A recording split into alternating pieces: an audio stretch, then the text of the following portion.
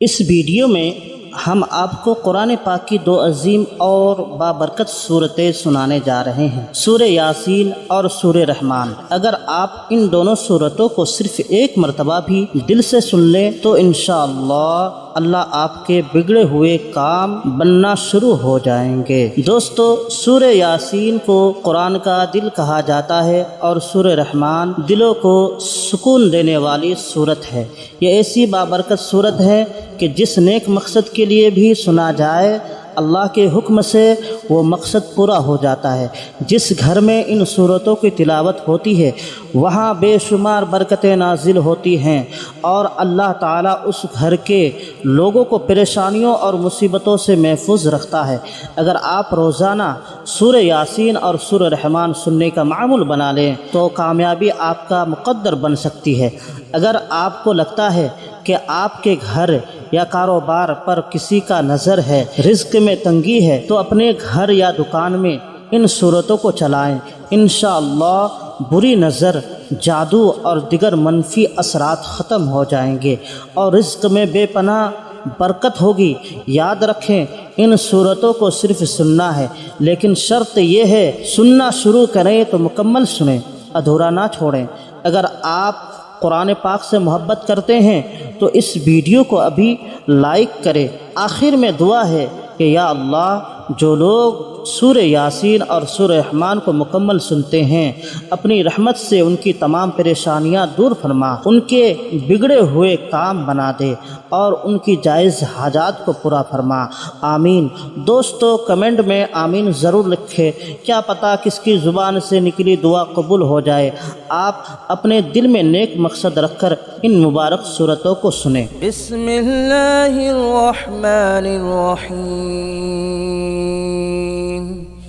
यासीन वल क़ुरआनिल हकीम इन्नका लमिनल मुरसलीन अला सिरातिन मुस्तक़ीम तंज़ीलल अज़ीज़िर रहीम लितुंज़िर क़ौमन मा उन्ज़िर आबाउहुम फहुम गाफ़िलून लक़द हक़्क़ल क़ौलु अला अक्सरिहिम फहुम ला युमिनून इन्ना जअलना फ़ी अअनाक़िहिम अग़लालन फ़हिय इलल अज़क़ान फ़हुम मुक़महून वजअलना मिन बैनि अयदीहिम सद्दन वमिन ख़ल्फ़िहिम सद्दन फ़अग़शयनाहुम फ़हुम ला युबसिरून वसवाउन अलैहिम अअंज़रतहुम अम लम तुंज़िरहुम ला युमिनून इन्नमा तुंज़िरु मन इत्तबअ अज़्ज़िक्र व ख़शिय अर्रहमान बिलग़ैब फ़बश्शिरहु बिमग़फ़िरतिन व अज्रिन करीम। इन्ना नहनु नुह्यिल मौता व नक्तुब मा क़द्दमू व आसारहुम व कुल्ल शैइन अहसयनाहु फ़ी इमामिन मुबीन वदरिब लहुम मसलन अस्हाबल क़रियह इज़ जाअहल मुरसलून إذ أرسلنا إليهم اثنين فكذبوهما فعززنا بثالث فقالوا إنا إليكم مرسلون قالوا ما أنتم إلا بشر مثلنا وما أنزل الرحمن من شيء إن أنتم إلا تكذبون قالوا ربنا يعلم إنا إليكم لمرسلون وما علينا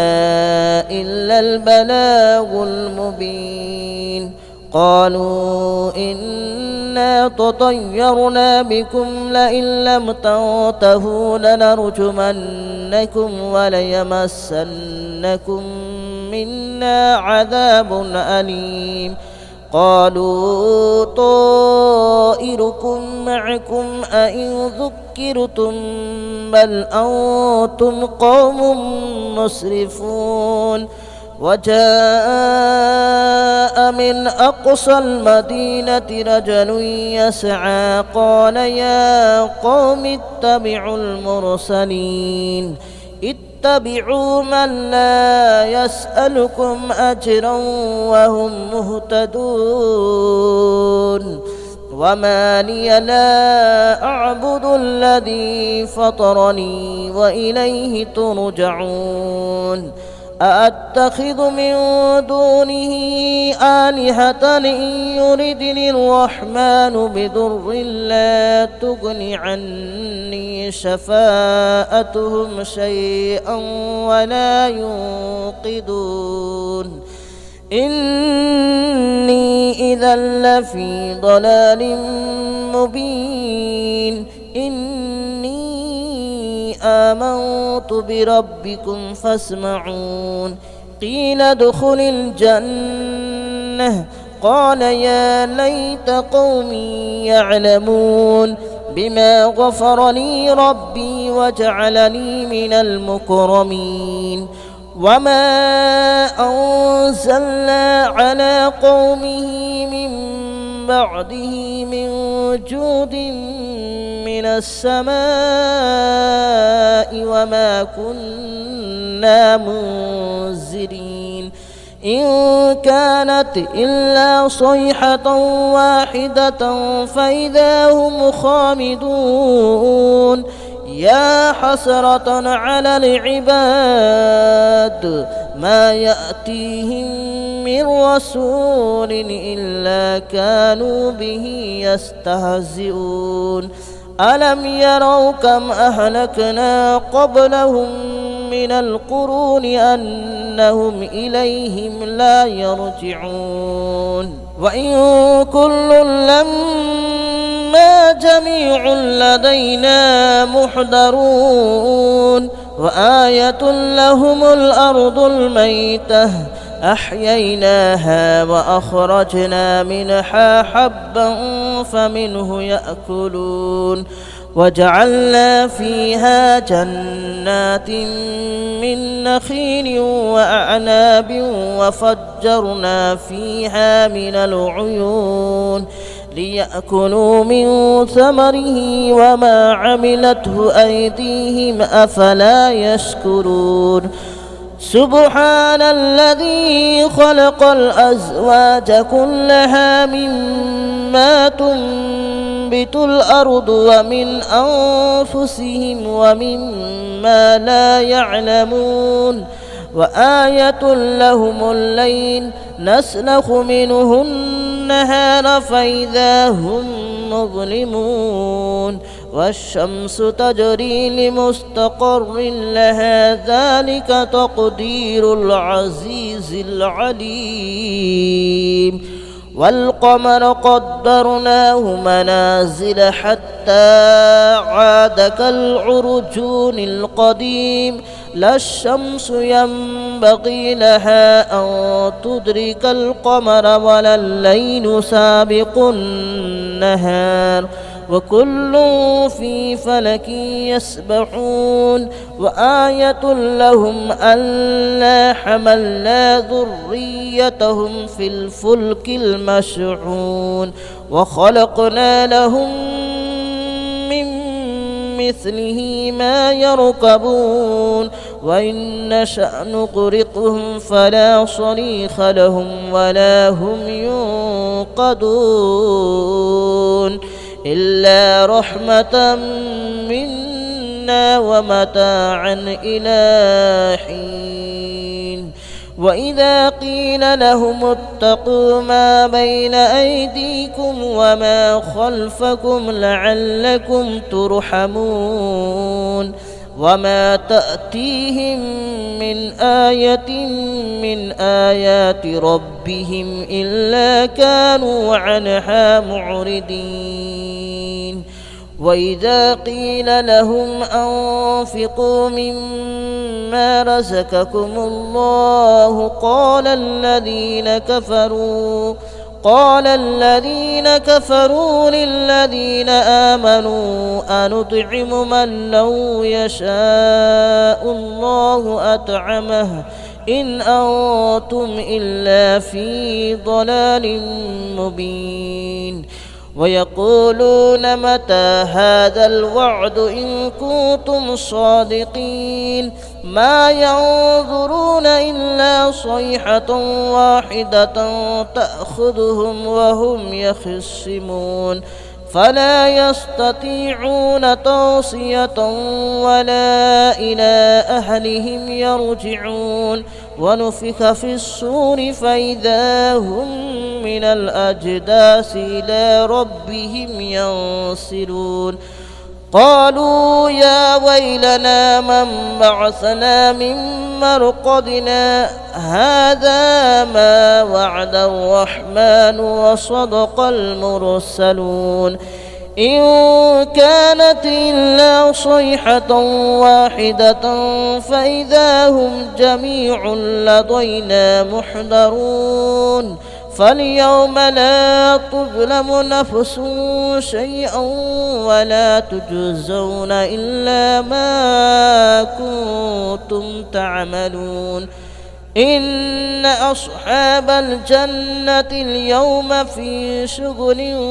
فاكهون هم وأزواجهم في ظلال على الأرائك متكئون لهم فيها فاكهة ولهم ما يدعون سلام قولا من رب رحيم وامتازوا اليوم أيها المجرمون ألم أعهد إليكم يا بني آدم ألا تعبدوا الشيطان ألم أعهد إليكم يا بني آدم ألا تعبدوا الشيطان إنه لكم عدو مبين وأن اعبدوني هذا صراط مستقيم ولقد أضل منكم جبلا كثيرا أفلم تكونوا تعقلون هذه جهنم التي كنتم توعدون اصلوها اليوم بما كنتم تكفرون اليوم نختم على أفواههم وتكلمنا أيديهم وتشهد أرجلهم بما كانوا يكسبون ولو نشاء لطمسنا على أعينهم فاستبقوا الصراط فأنى يبصرون ولو نشاء لمسخناهم على مكانتهم فما استطاعوا مضيا ولا يرجعون ومن نعمره ننكسه في الخلق أفلا يعقلون وما علمناه الشعر وما ينبغي له إن هو إلا ذكر وقرآن مبين لينذر من كان حيا ويحق القول على الكافرين أولم يروا أنا خلقنا لهم مما عملت أيدينا أنعاما فهم لها مالكون وذللناها لهم فمنها ركوبهم ومنها يأكلون ولهم فيها منافع ومشارب أفلا يشكرون واتخذوا من دون الله آلهة لعلهم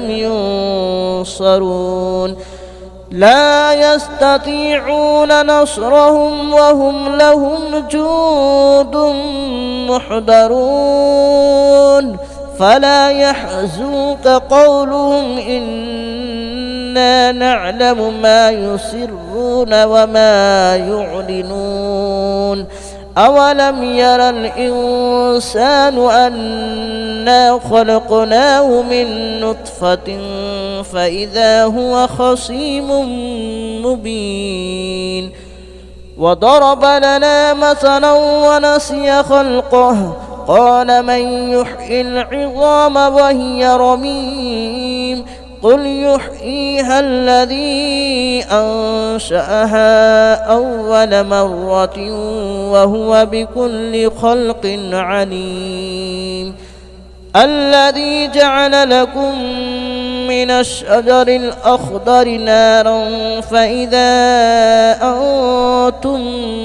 منه توقدون أوليس الذي خلق السماوات والأرض بقادر على أن يخلق مثلهم بلى وهو الخلاق العليم إنما أمره إذا أراد شيئا أن يقول له كن فيكون فسبحان الذي بيده ملكوت كل شيء وإليه ترجعون بسم الله الرحمن الرحيم الرحمن علم القرآن خلق الإنسان علمه البيان الشمس والقمر بحسبان والنجم والشجر يسجدان والسماء رفعها ووضع الميزان ألا تطغوا في الميزان وأقيموا الوزن بالقسط ولا تخسروا الميزان والأرض وضعها للأنام فيها فاكهة والنخل ذات الأكمام والحب ذو العصف والريحان فبأي آلاء ربكما تكذبان خلق الإنسان من صلصال كالفخار وخلق الجان من مارج من نار فبأي آلاء ربكما تكذبان رب المشرقين ورب المغربين فبأي آلاء ربكما تكذبان مرج البحرين يلتقيان بينهما برزخ لا يبغيان فبأي آلاء ربكما تكذبان يخرج منهما اللؤلؤ والمرجان فبأي آلاء ربكما تكذبان وله الجوار المنشآت في البحر كالأعلام فبأي آلاء ربكما تكذبان كل من عليها فان ويبقى وجه ربك ذو الجلال والإكرام فبأي آلاء ربكما تكذبان يسأله من في السماوات والأرض كل يوم هو في شأن فبأي آلاء ربكما تكذبان سنفرغ لكم أيها الثقلان فبأي آلاء ربكما تكذبان يا معشر الجن والإنس إن استطعتم أن تنفذوا من أقطار السماوات والأرض فانفذوا لا تنفذون إلا بسلطان فبأي آلاء ربكما تكذبان يرسل عليكما شواظ من نار ونحاس فلا تنتصران فبأي آلاء ربكما تكذبان فإذا انشقت السماء فكانت وردة كالدهان فبأي آلاء ربكما تكذبان فيومئذ لا يسأل عن ذنبه إنس ولا جان فبأي آلاء ربكما تكذبان يعرف المجرمون بسيماهم فيؤخذ بالنواصي والأقدام فبأي آلاء ربكما تكذبان هذه جهنم التي يكذب بها المجرمون يطوفون بينها وبين حميم آن فبأي آلاء ربكما تكذبان ولمن خاف مقام ربه جنتان فبأي آلاء ربكما تكذبان ذواتا أفنان فبأي آلاء ربكما تكذبان فيهما عينان تجريان فبأي آلاء ربكما تكذبان فيهما من كل فاكهة زوجان فبأي آلاء ربكما تكذبان متكئين على فرش بطائنها من استبرق وجنى الجنتين دان فبأي آلاء ربكما تكذبان فيهن قاصرات الطرف لم يطمثهن إنس قبلهم ولا جان فبأي آلاء ربكما تكذبان كأنهن الياقوت والمرجان فبأي آلاء ربكما تكذبان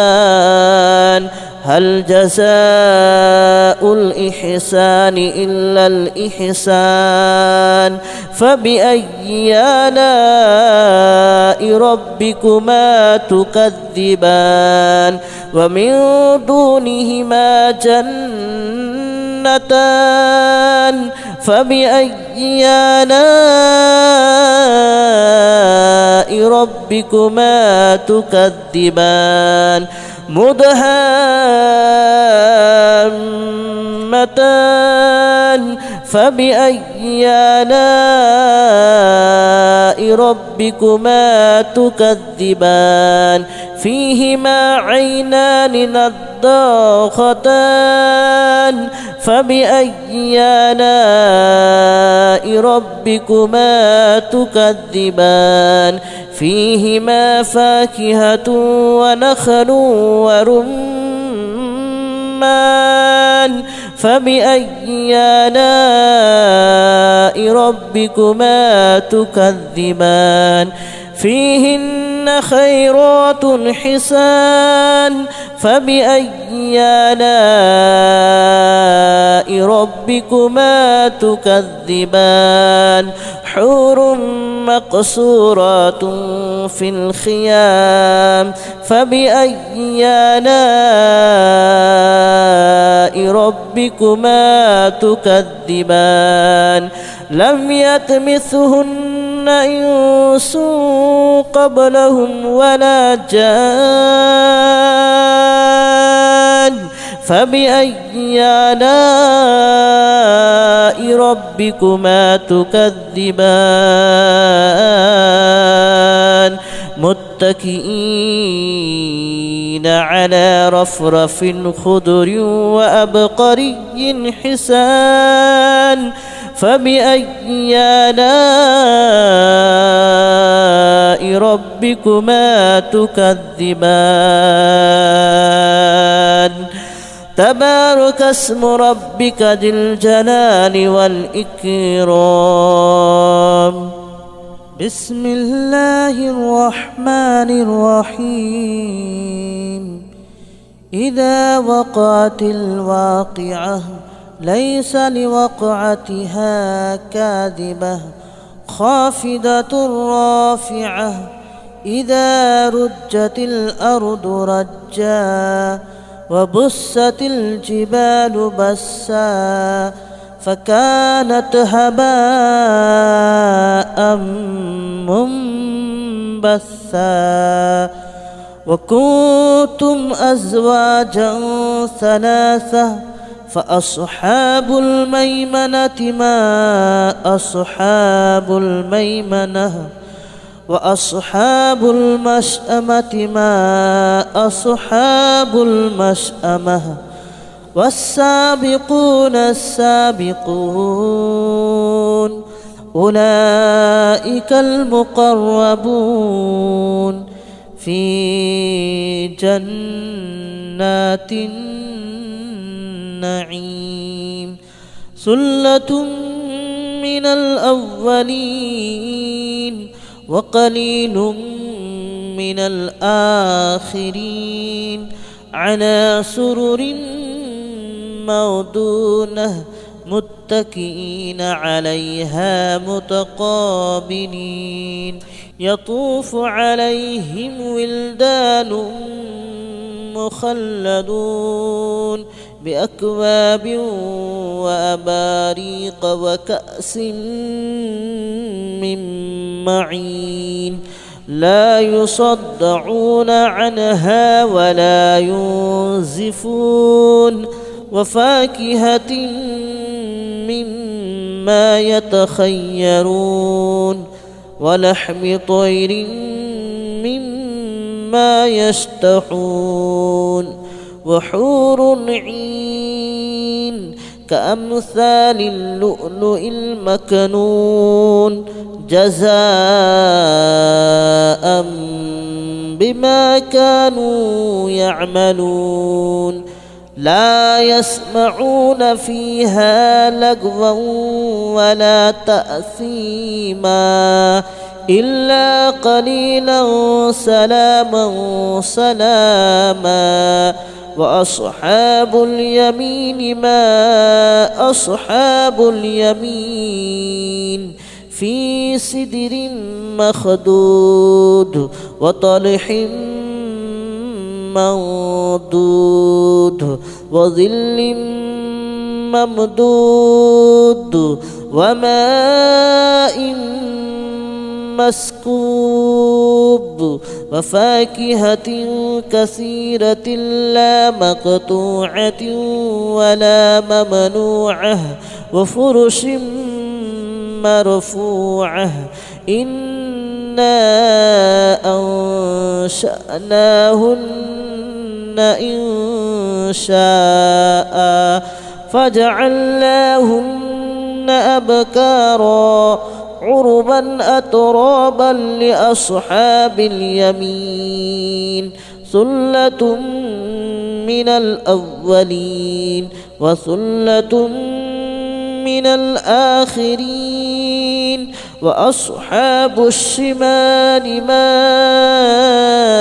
أصحاب الشمال في سموم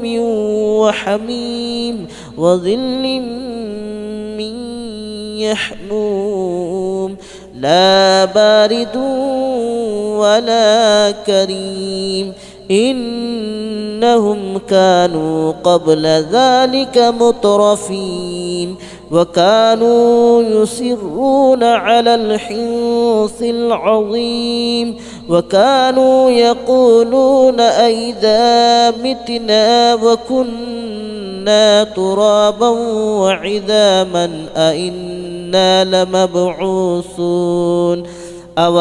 آباؤنا الأولون قل إن الأولين والآخرين لمجموعون إلى ميقات يوم معلوم ثم إنكم أيها الضالون المكذبون لآكلون من شجر من زقوم فمالئون منها البطون فشاربون عليه من الحميم فشاربون شرب الحميم هذا نزلهم يوم الدين نحن خلقناكم فلولا تصدقون أفرأيتم ما تمنون أأنتم تخلقونه أم نحن الخالقون نحن قدرنا بينكم الموت وما نحن بمسبوقين على أن نبدل أمثالكم وننشئكم فيما لا تعلمون ولقد علمتم النشأة الأولى فلولا تذكرون أفرأيتم ما تحرثون أأنتم تزرعونه أم نحن الزارعون لو نشاء لجعلناه هطاما فظلتم تفكهون إنا لمغرمون بل نحن محرومون أفرأيتم الماء الذي تشربون أأنتم أنزلتموه من المزن أم نحن المنزلون لو نشاء جعلناه أجاجا فلولا تشكرون أفرأيتم النار التي تورون أأنتم أنشأتم شجرتها أم نحن المنشئون نحن جعلناها تذكرة ومتاعا للمتقين نحن جعلناها تذكرة ومتاعا للمقوين فسبح باسم ربك العظيم فلا أقسم بمواقع النجوم وإنه لقسم لو تعلمون عظيم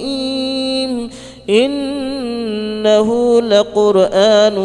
كريم في كتاب مكنون لا يمسه إلا المطهرون تنزيل من رب العالمين أفبهذا الحديث أنتم مدهنون وتجعلون رزقكم أنكم تكذبون فلولا إذا بلغت الحلقوم وأنتم حينئذ تنظرون ونحن أقرب إليه منكم ولكن لا تبصرون فلولا إن كنتم غير مدينين ترجعونها إن كنتم صادقين فأما إن كان من المقربين فروح وريحان وجنة نعيم وأما إن كان من أصحاب اليمين فسلام لك من أصحاب اليمين وأما إن كان من المكذبين الضالين فنزل من حميم وتصلية جحيم إن هذا لهو حق اليقين فسبح باسم ربك العظيم بسم الله الرحمن الرحيم ياسين والقرآن الحكيم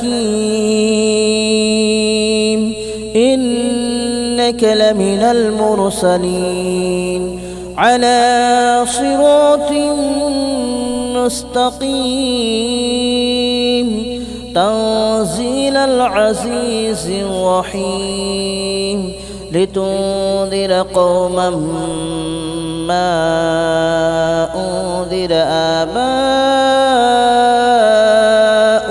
فهم غافلون لقد حق القول على أكثرهم فهم لا يؤمنون إنا جعلنا في أعناقهم أغلالا فهي إلى الأذقان فهم مقمحون وجعلنا من بين أيديهم سدا ومن خلفهم سدا فأغشيناهم فهم لا يبصرون وسواء عليهم أنذرتهم أم لم تنذرهم لا يؤمنون إنما تنذر من اتبع الذكر وخشي الرحمن بالغيب فبشره بمغفرة وأجر كريم. إنا نحن نحيي الموتى ونكتب ما قدموا وآثارهم وكل شيء أحصيناه في إمام مبين. واضرب لهم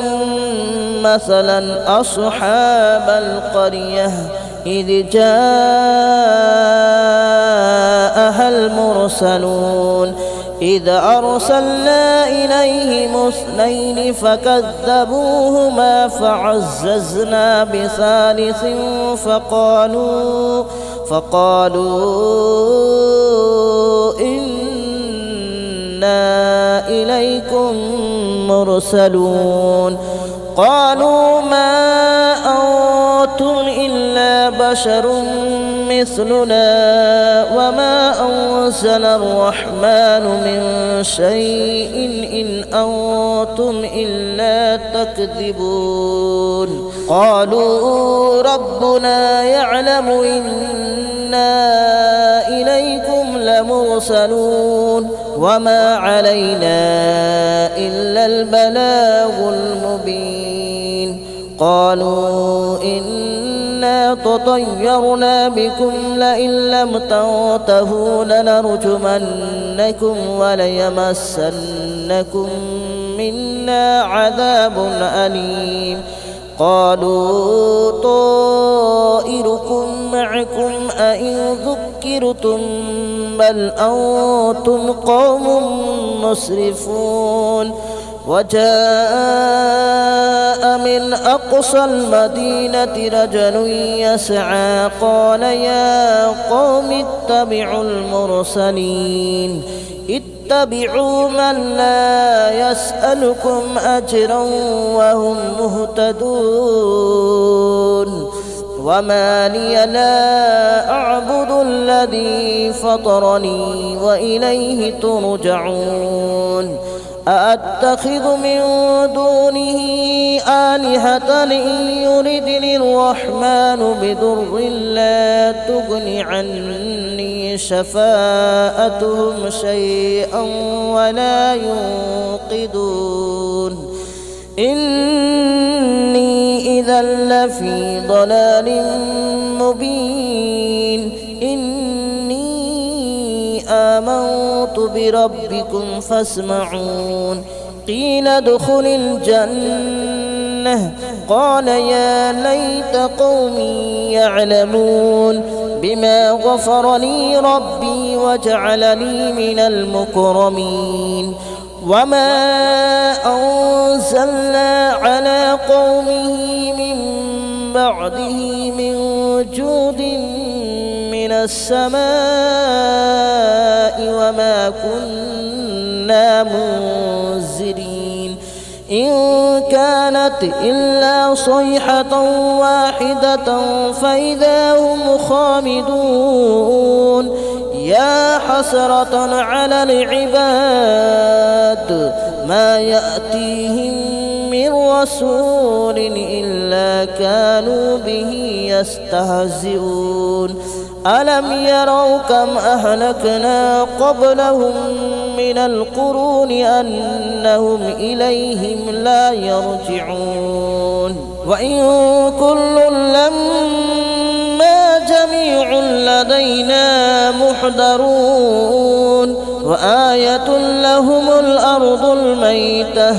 أحييناها وأخرجنا منها حبا فمنه يأكلون. وجعلنا فيها جنات من نخيل وأعناب وفجرنا فيها من العيون ليأكلوا من ثمره وما عملته أيديهم أفلا يشكرون. سبحان الذي خلق الأزواج كلها مما تنبت الأرض ومن أنفسهم ومما لا يعلمون. وآية لهم الليل نسلخ منه النهار فإذا هم مظلمون والشمس تجري لمستقر لها ذلك تقدير العزيز العليم والقمر قدرناه منازل حتى عاد كالعرجون القديم لا الشمس ينبغي لها أن تدرك القمر ولا الليل سابق النهار وكل في فلك يسبحون وآية لهم ألا حملنا ذريتهم في الفلك المشحون وخلقنا لهم من مثله ما يركبون وإن نشأ نغرقهم فلا صريخ لهم ولا هم ينقذون إلا رحمة منا ومتاعا إلى حين وإذا قيل لهم اتقوا ما بين أيديكم وما خلفكم لعلكم ترحمون وما تأتيهم من آية من آيات ربهم إلا كانوا عنها معرضين وإذا قيل لهم أنفقوا مما رزقكم الله قال الذين كفروا للذين آمنوا أنطعم من لو يشاء الله أطعمه إن أنتم إلا في ضلال مبين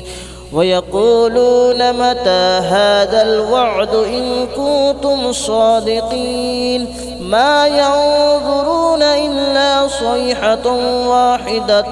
تأخذهم وهم يخصمون فلا يستطيعون توصية ولا إلى أهلهم يرجعون ونفخ في الصور فإذا هم من الأجداث إلى ربهم ينسلون قالوا يا ويلنا من بعثنا من مرقدنا هذا ما وعد الرحمن وصدق المرسلون إن كانت إلا صيحة واحدة فإذا هم جميع لدينا محضرون فاليوم لا تظلم نفس شيئا ولا تجزون إلا ما كنتم تعملون إن أصحاب الجنة اليوم في شغل فاكهون هم وأزواجهم في ظلال على الأرائك متكئون لهم فيها فاكهة ولهم ما يدعون سلام قولا من رب رحيم وامتازوا اليوم أيها المجرمون ألم أعهد إليكم يا بني آدم ألا تعبدوا الشيطان ألم أعهد إليكم يا بني آدم ألا تعبدوا الشيطان إنه لكم عدو مبين وأن اعبدوني هذا صراط مستقيم ولقد أضل منكم جبلا كثيرا أفلم تكونوا تعقلون هذه جهنم التي كنتم توعدون اصلوها اليوم بما كنتم تكفرون اليوم نختم على أفواههم وتكلمنا أيديهم وتشهد أرجلهم بما كانوا يكسبون ولو نشاء لطمسنا على أعينهم فاستبقوا الصراط فأنى يبصرون ولو نشاء لمسخناهم على مكانتهم فما استطاعوا مضيا ولا يرجعون ومن نعمره ننكسه في الخلق أفلا يعقلون وما علمناه الشعر وما ينبغي له إن هو إلا ذكر وقرآن مبين لينذر من كان حيا ويحق القول على الكافرين أولم يروا أنا خلقنا لهم مما عملت أيدينا أنعاما فهم لها مالكون وذللناها لهم فمنها ركوبهم ومنها يأكلون ولهم فيها منافع ومشارب أفلا يشكرون واتخذوا من دون الله آلهة لعلهم ينصرون لا يستطيعون نصرهم وهم لهم جند محضرون فلا يحزنك قولهم إنا نعلم ما يسرون وما يعلنون أولم ير الإنسان أنا خلقناه من نطفة فإذا هو خصيم مبين وضرب لنا مثلا ونسي خلقه قال من يحيي العظام وهي رميم قل يحييها الذي أنشأها أول مرة وهو بكل خلق عليم الذي جعل لكم من الشجر الأخضر نارا فإذا أنتم منه توقدون أوليس الذي خلق السماوات والأرض بقادر على أن يخلق مثلهم بلى وهو الخلاق العليم إنما أمره إذا أراد شيئا أن يقول له كن فيكون فسبحان الذي بيده ملكوت كل شيء وإليه ترجعون بسم الله الرحمن الرحيم الرحمن علم القرآن خلق الإنسان علمه البيان الشمس والقمر بحسبان والنجم والشجر يسجدان والسماء رفعها ووضع الميزان ألا تطغوا في الميزان وأقيموا الوزن بالقسط ولا تخسروا الميزان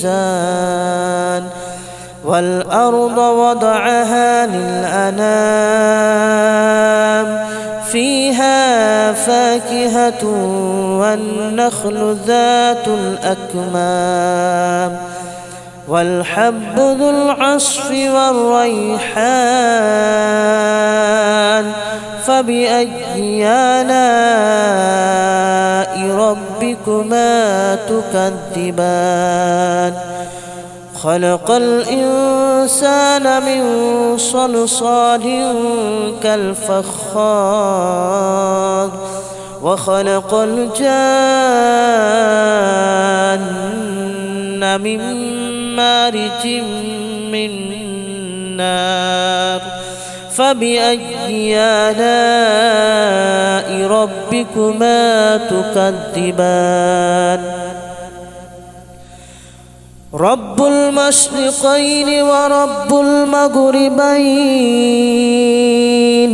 فبأي آلاء ربكما تكذبان مرج البحرين يلتقيان بينهما برزخ لا يبغيان فبأي آلاء ربكما تكذبان يخرج منهما اللؤلؤ والمرجان فبأي آلاء ربكما تكذبان وله الجوار المنشآت في البحر كالأعلام فبأي آلاء ربكما تكذبان كل من عليها فان ويبقى وجه ربك ذو الجلال والإكرام فبأي آلاء ربكما تكذبان يسأله من في السماوات والأرض كل يوم هو في شأن فبأي آلاء ربكما تكذبان سنفرغ لكم أيها الثقلان فبأي آلاء ربكما تكذبان يا معشر الجن والإنس إن استطعتم أن تنفذوا من أقطار السماوات والأرض فانفذوا لا تنفذون إلا بسلطان فبأي آلاء ربكما تكذبان يرسل عليكما شواظ من نار ونحاس فلا تنتصران فبأي آلاء ربكما تكذبان فإذا انشقت السماء فكانت وردة كالدهان فبأي آلاء ربكما تكذبان فيومئذ لا يسأل عن ذنبه إنس ولا جان فبأي آلاء ربكما تكذبان يعرف المجرمون بسيماهم فيؤخذ بالنواصي والأقدام فبأي آلاء ربكما تكذبان هذه جهنم التي يكذب بها المجرمون يطوفون بينها وبين حميم آن فبأي آلاء ربكما تكذبان ولمن خاف مقام ربه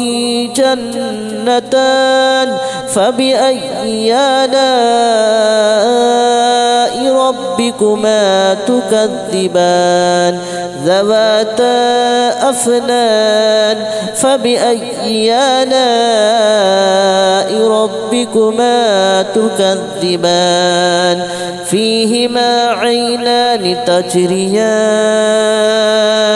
فبأي آلاء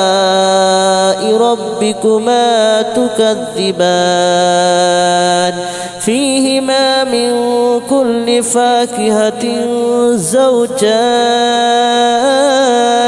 فبأي آلاء ربكما تكذبان متكئين على فرش مطائنها من استبرق وجنى الجنتين دان فبأي آلاء ربكما تكذبان فيهن قاصرات الطرف لم يطمثهن إنس قبلهم ولا جان فبأي آلاء ربكما تكذبان كأنهن الياقوت والمرجان فبأي آلاء ربكما تكذبان هل جزاء الإحسان إلا الإحسان فبأي آلاء ربكما تكذبان ومن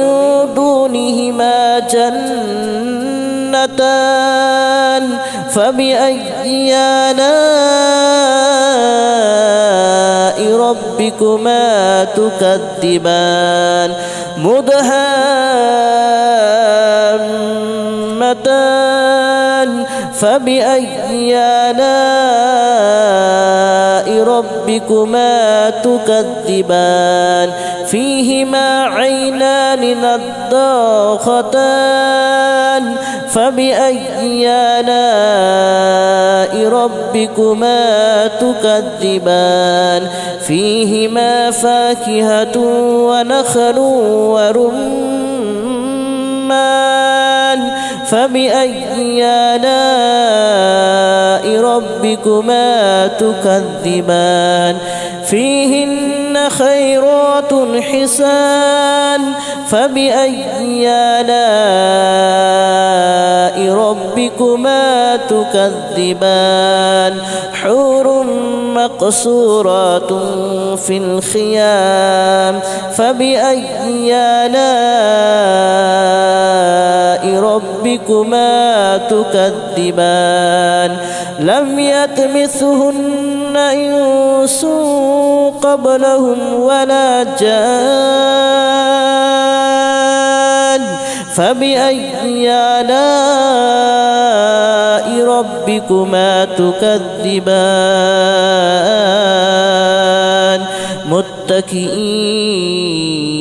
على رفرف خضر وأبقري حسان فبأي آلاء ربكما تكذبان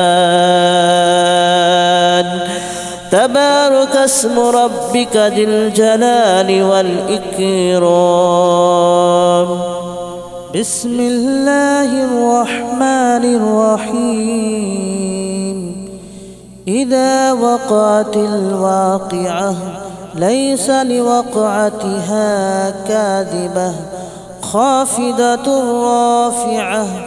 إذا رجت الأرض رجا وبست الجبال بسا فكانت هباء منبثا وكنتم أزواجا ثلاثة فأصحاب الميمنة ما أصحاب الميمنة وأصحاب المشأمة ما أصحاب المشأمة والسابقون السابقون أولئك المقربون في جنات النعيم ثلة من الأولين وقليل من الآخرين على سرر موضونة متكئين عليها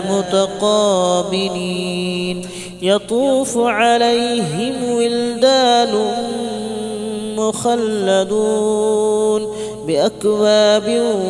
وأباريق وكأس من معين لا يصدعون عنها ولا ينزفون وفاكهة مما يتخيرون ولحم طير مما يشتهون وحور عين كأمثال اللؤلؤ المكنون جزاء بما كانوا يعملون لا يسمعون فيها لغوا ولا تأثيما إلا قليلا سلاما سلاما وأصحاب اليمين ما أصحاب اليمين في سدر مخدود وطلح منضود وظل ممدود وماء مسكوب وفاكهة كثيرة لا مقطوعة ولا ممنوعة وفرش مرفوعة إنا أنشأناهن إن شاء فجعلناهن أبكارا عربا أترابا لأصحاب اليمين ثلة من الأولين وثلة من الآخرين وأصحاب الشمال ما أصحاب الشمال في سموم وحميم وظل من يحموم لا بارد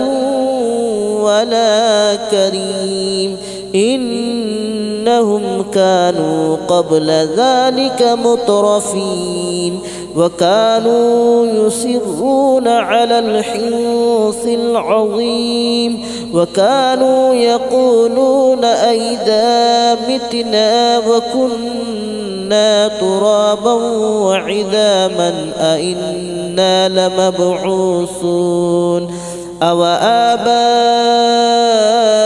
الأولون قل إن الأولين والآخرين لمجموعون إلى ميقات يوم معلوم ثم إنكم أيها الضالون المكذبون لآكلون من شجر من زقوم فمالئون منها البطون فشاربون عليه من الحميم فشاربون شرب الحميم هذا نزلهم يوم الدين نحن خلقناكم فلولا تصدقون أفرأيتم ما تمنون أأنتم تخلقونه أم نحن الخالقون نحن قدرنا بينكم الموت وما نحن بمسبوقين على أن نبعث نبدل أمثالكم وننشئكم فيما لا تعلمون ولقد علمتم النشأة الأولى فلولا تذكرون أفرأيتم ما تحرثون أأنتم تزرعونه أم نحن الزارعون لو نشاء لجعلناه هطاما فظلتم تفكهون إنا لمغرمون بل نحن محرومون أفرأيتم الماء الذي تشربون أأنتم أنزلتموه من المزن أم نحن المنزلون لو نشاء جعلناه أجاجا فلولا تشكرون أفرأيتم النار التي تورون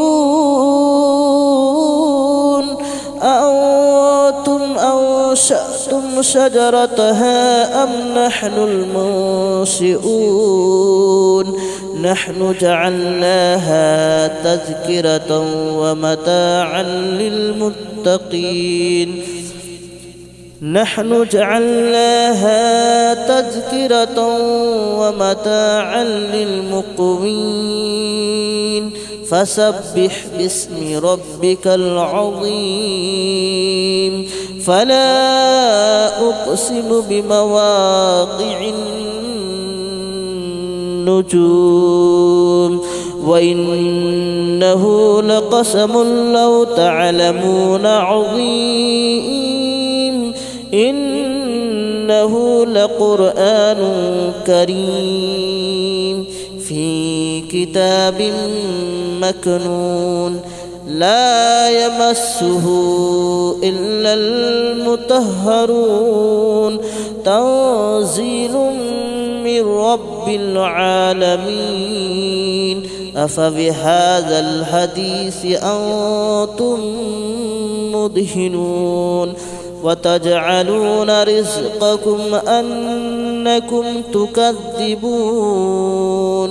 فلولا إذا بلغت الحلقوم وأنتم حينئذ تنظرون ونحن أقرب إليه منكم ولكن لا تبصرون فلولا إن كنتم غير مدينين ترجعونها إن كنتم صادقين فأما إن كان من المقربين فروح وريحان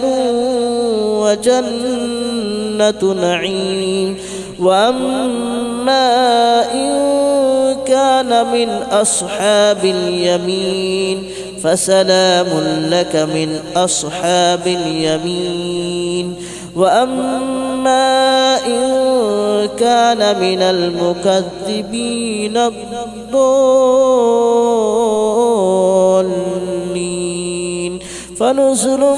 من حميم وتصلية جحيم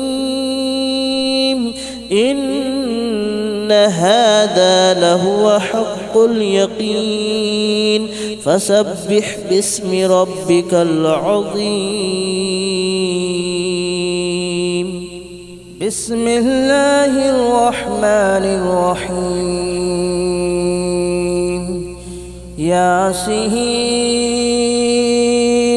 والقرآن الحكيم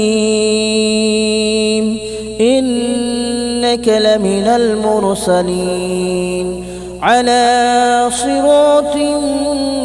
مستقيم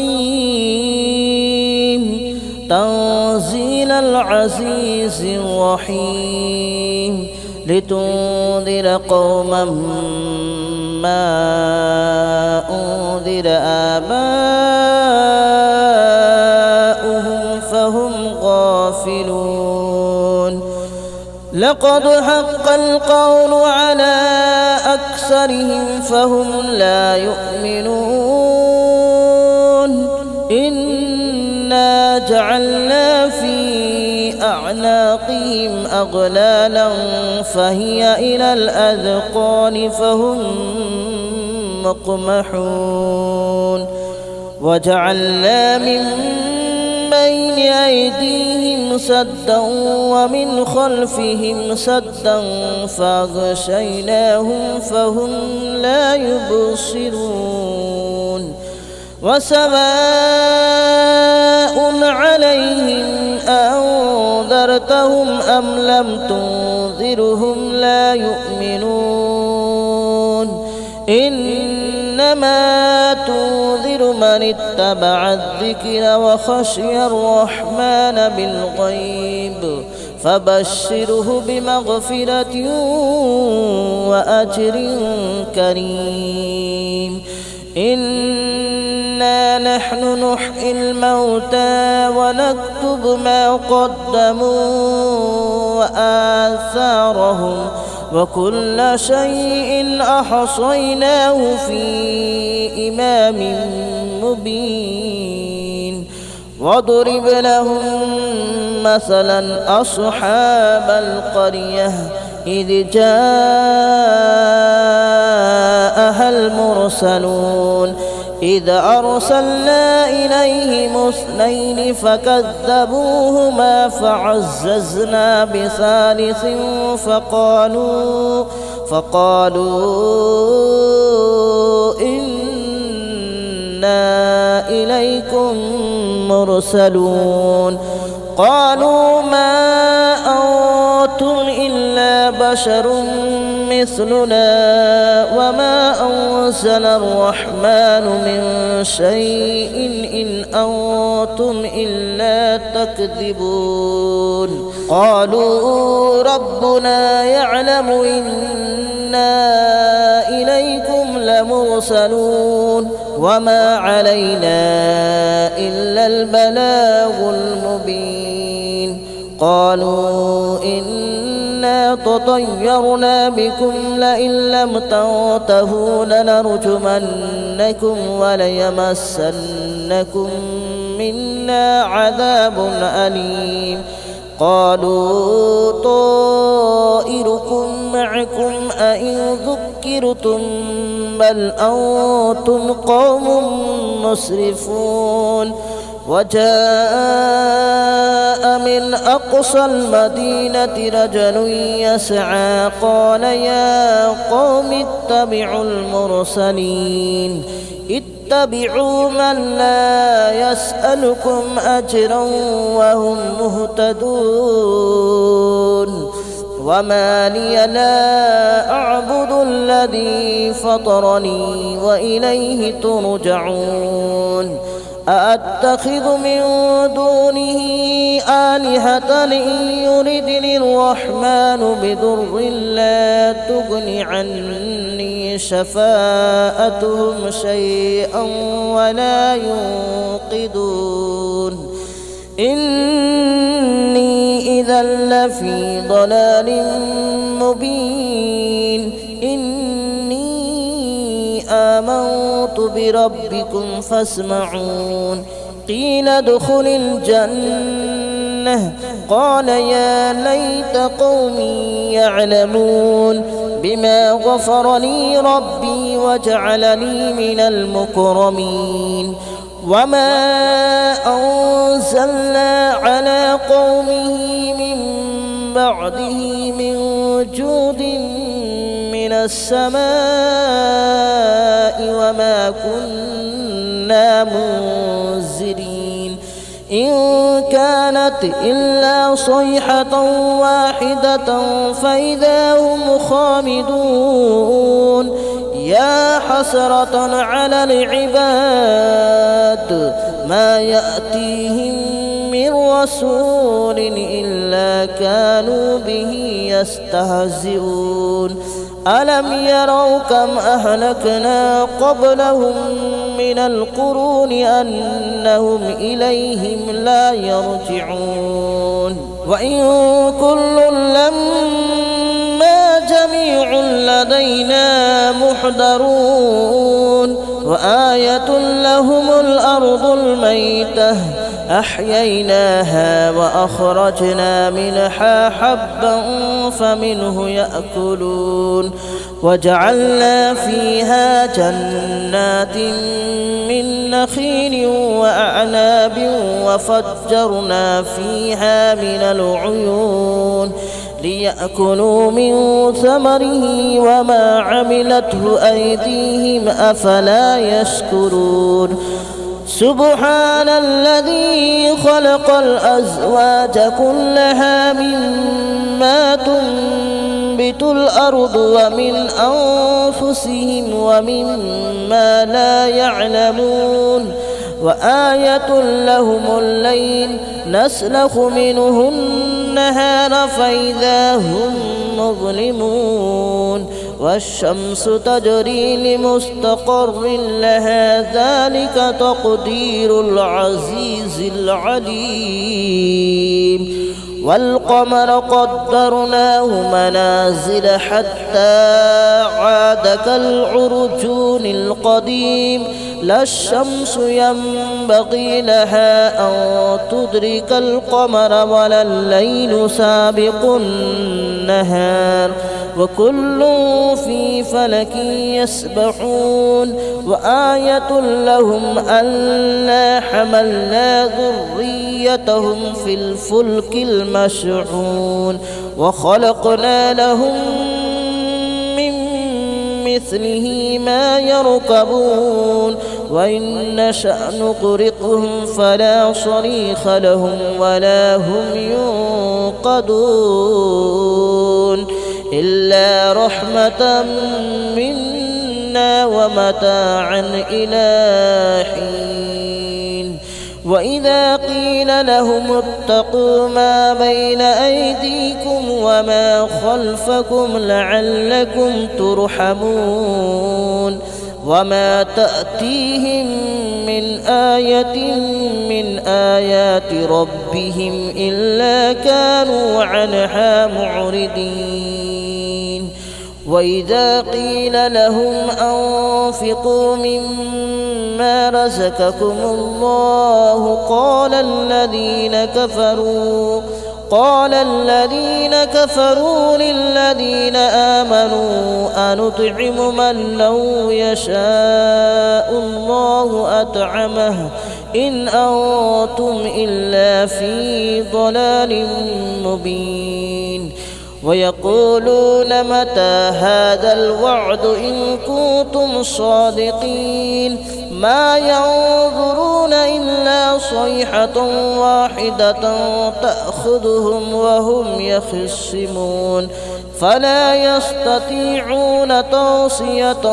ولا إلى أهلهم يرجعون ونفخ في الصور فإذا هم من الأجداث إلى ربهم ينسلون قالوا يا ويلنا من بعثنا من مرقدنا هذا ما وعد الرحمن وصدق المرسلون إن كانت إلا صيحة واحدة فإذا هم جميع لدينا محضرون فاليوم لا تظلم نفس شيئا ولا تجزون إلا ما كنتم تعملون إن أصحاب الجنة اليوم في شغل فاكهون هم وأزواجهم في ظلال على الأرائك متكئون لهم فيها فاكهة ولهم ما يدعون سلام قولا من رب رحيم وامتازوا اليوم أيها المجرمون ألم أعهد إليكم يا بني آدم ألا تعبدوا الشيطان ألم أعهد إليكم يا بني آدم ألا تعبدوا الشيطان إنه لكم عدو مبين وأن اعبدوني هذا صراط مستقيم ولقد أضل منكم جبلا كثيرا أفلم تكونوا تعقلون هذه جهنم التي كنتم توعدون اصلوها اليوم بما كنتم تكفرون اليوم نختم على أفواههم وتكلمنا أيديهم وتشهد أرجلهم بما كانوا يكسبون ولو نشاء لطمسنا على أعينهم فاستبقوا الصراط فأنى يبصرون ولو نشاء لمسخناهم على مكانتهم فما استطاعوا مضيا ولا يرجعون ومن نعمره ننكسه في الخلق أفلا يعقلون وما علمناه الشعر وما ينبغي له إن هو إلا ذكر وقرآن مبين لينذر من كان حيا ويحق القول على الكافرين أولم يروا أنا خلقنا لهم مما عملت أيدينا أنعاما فهم لها مالكون وذللناها لهم فمنها ركوبهم ومنها يأكلون ولهم فيها منافع ومشارب أفلا يشكرون واتخذوا من دون الله آلهة لعلهم ينصرون لا يستطيعون نصرهم وهم لهم جند محضرون فلا يحزنك قولهم إنا نعلم ما يسرون وما يعلنون أولم يرى الإنسان أنا خلقناه من نطفة فإذا هو خصيم مبين وضرب لنا مثلا ونسي خلقه قال من يحيي العظام وهي رميم قل يحييها الذي أنشأها أول مرة وهو بكل خلق عليم الذي جعل لكم من الشجر الأخضر نارا فإذا أنتم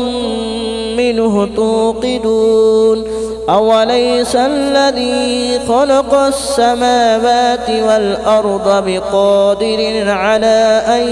يخلق مثلهم بلى وهو الخلاق العليم إنما أمره إذا أراد شيئا أن يقول له كن فيكون فسبحان الذي بيده ملكوت كل شيء وإليه ترجعون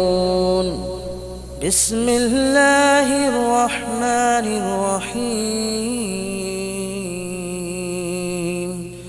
الرحمن علم القرآن خلق الإنسان علمه البيان الشمس والقمر بحسبان